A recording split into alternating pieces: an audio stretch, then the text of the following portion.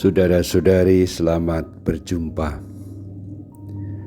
Saat ini saya ingin mengajak Anda untuk merenungkan adorasi sebagai saat kita berdoa terus-menerus dalam Roh Kudus. Kita menyambung saja dari apa yang dikatakan oleh Santo Paulus dalam suratnya kepada umat di Efesus bab 6 ketika dia berkata begini, "Berdoalah setiap waktu dalam roh, dan berjaga-jagalah dalam doamu itu dengan permohonan terus-menerus untuk segala orang kudus."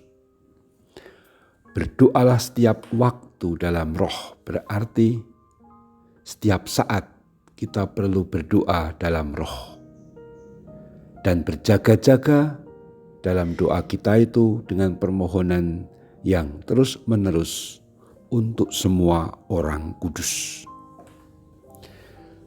Saya kira saya perlu menjelaskan beberapa hal dan mengapa adorasi dapat disebut sebagai saat kita berdoa terus-menerus dalam roh. Santo Paulus mengajarkan kepada kita bahwa kita tidak tahu bagaimana harus berdoa. Tetapi Roh Kudus terus-menerus berdoa untuk kita. Dan kalau kita bergabung, ambil bagian dalam kebersamaan dengan Roh Kudus yang diam tinggal di hati kita, maka kita menyatukan dengan Roh Kudus berdoa kepada Bapa melalui Tuhan kita Yesus Kristus Sang Pengantara sejati. Berdoa dalam roh bukan dalam sekedar kita diliputi oleh Roh Kudus dalam diri kita. Bukan hanya itu, tapi justru kita ambil bagian dalam Roh Kudus yang senantiasa berdoa dan melindungi kita dengan doanya kepada Bapa melalui Kristus Putranya. Sehingga kita masuk dalam persekutuan Allah Tritunggal yang Maha Kudus, sumber keselamatan dan sumber penebusan. Roh Kudus memungkinkan kita ketemu Allah Bapa, Sang sumber hidup dan sekaligus tujuan hidup kita. Tetapi kita hanya bisa sampai kepada Bapa kalau melalui jalannya, pintunya ialah Tuhan Yesus Kristus, jalan kebenaran dan hidup. Maka sebenarnya kata-kata berdoa dalam Roh Kudus itu memasukkan kita dalam dinamika persekutuan Allah Tritunggal Bapa, Putra, dan Roh Kudus, sumber keselamatan dan sumber penebusan itu. Maka berdoa dalam Roh Kudus berarti kita dimasukkan dalam hidup Allah yang menyelamatkan, yang menebus, yang memberi kepada kita semua hal yang perlu bagi kebaikan dan keselamatan kita.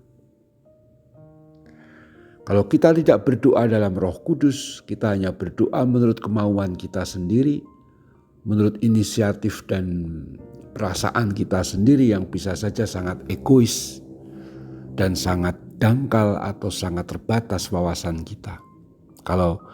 Tetapi kalau kita berdoa dalam Roh Kudus, kita masuk dalam dinamika hidup Allah sendiri, Bapa, Putra, dan Roh Kudus, sehingga kita dijamin hidup dalam kebenaran, hidup dalam kepastian, kita diselamatkan dan ditebus.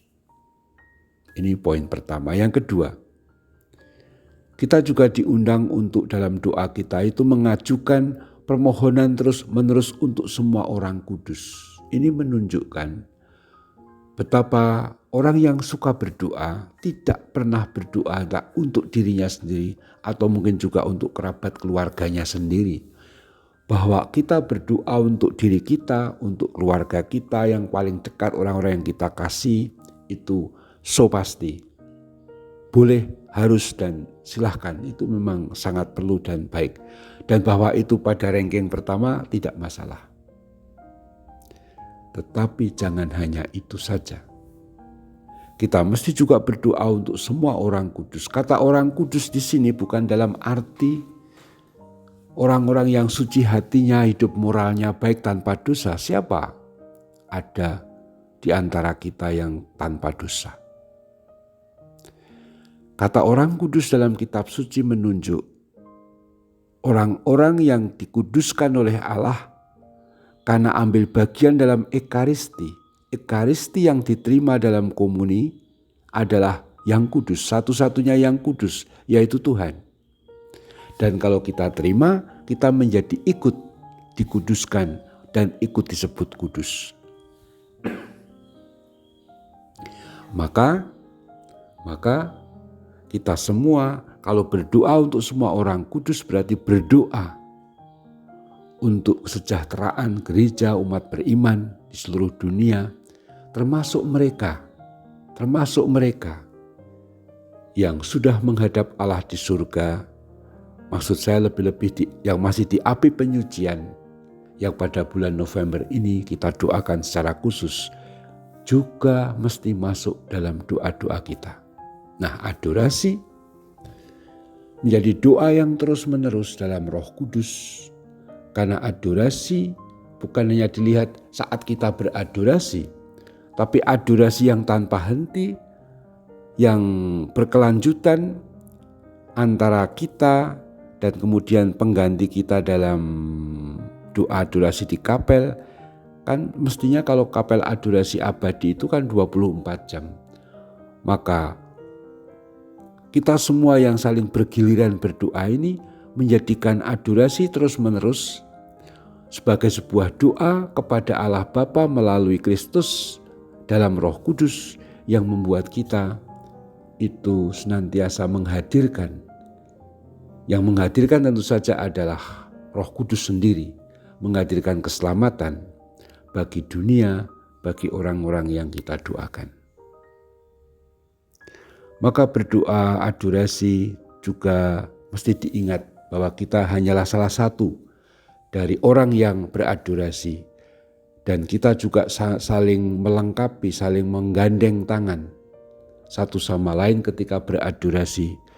Agar adorasi kita seluruh hari, bahkan seluruh pekan, bahkan sepanjang tahun karena tanpa henti terus-menerus itu juga di seluruh dunia menjadikan kita berdoa dalam Roh Kudus secara terus-menerus bagi keselamatan orang-orang, bahkan bagi kesejahteraan dan kedamaian dunia. Kita lanjutkan adorasi kita. Terpujilah Tuhan kita Yesus Kristus untuk selama-lamanya. Amin.